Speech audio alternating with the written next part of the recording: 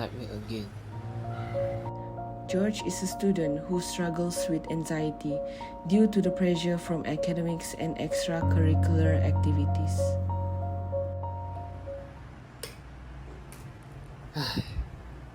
I have been eating right, exercising, even getting enough sleep. But this tight feeling in my chest, it never goes away. Despite trying healthy habits like exercising and getting enough rest, his anxiety still does not improve.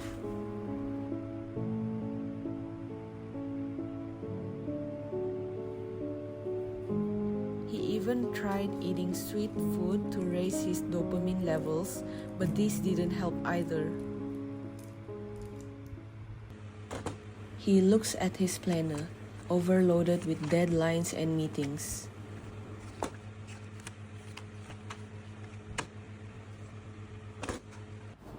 George is alone in his room, trying to study, but he's clearly restless and overwhelmed. Maybe if I just push through, just one more revision. His hand trembles slightly as he flips a page.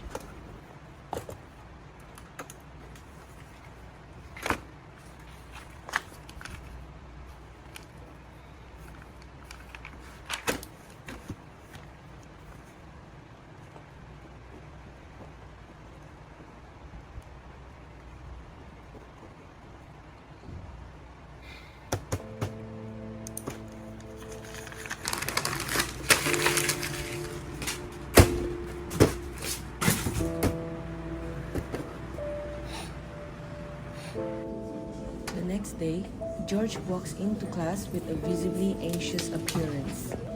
A few classmates notice George and begin whispering among themselves.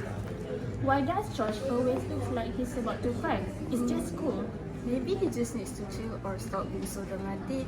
Like anxiety is all in your head. You can just snap out of it. George heard about their conversation and went out of the classroom. His best friend Mike overhears and steps in to stop them. Hey, that's not okay, guys. You don't know what he's going through. Anxiety is not just something that you can just chill out of. Whatever, he's just joking. Oh, that's not funny, guys. Later, after class, Mike finds George sitting alone. Are you okay? I heard them, and maybe they are right. I've tried everything, but I still feel like this. Mike sits beside him, giving George space but listening closely. I don't get it. I eat well, I exercise, I sleep. But does it still feel like my brain at war with itself? I even try eating street food, getting more rest, thinking maybe boosting my dopamine and serotonin would help. But it's like nothing changed. Mike nods, thinking for a moment before responding calmly. Hey, it's not about dopamine and serotonin only. Have you ever heard of GABA and glutamate? Not really. GABA? You mean?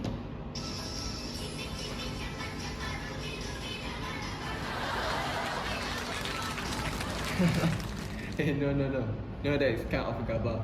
GABA and glutamate are both neurotransmitters. You can think them like switches in your brain.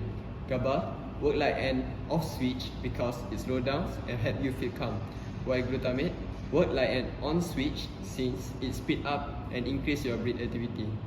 When someone struggles with anxiety, it often means that there's not enough GABA, the brain main calming chemicals, and too much glutamate, which can overstimulate the brain. That imbalance is hard to relax and can leave you feeling constantly tense and overwhelmed. So I'm not just feeling at being healthy? Not at all. And why have I barely heard about time and GABA? Well, they are known as the silent players in your brain. People rarely talk about them, but they are really important. When most people think about anxiety medication, they usually think SSRI like Prozac or Zoloft that increase serotonin, or benzodiazepine for short-term relief. Clinical treatment guidelines, like those from American Psychiatric Association, generally recommend serotonin targeting drug like SSRI and SNRI as the first line treatment for anxiety. And also, please don't feel ashamed for seeking help. Talking to a doctor is the right step toward getting a proper treatment. George starts to seek help from doctor. The doctor reviews George's notes as he sits nervously in the doctor's office, wringing his hands. Based on what you have shared, we could explore a medication that targets glutamate, such as ketamine, which is an NMDA receptor antagonist. Will that help balance things out? That is the goal. Everyone's brain chemistry is different, so we will work together to find what works best for you.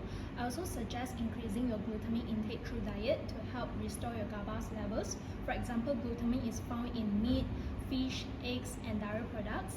It is also available as a supplement and can help balance GABA and glutamate in the brain.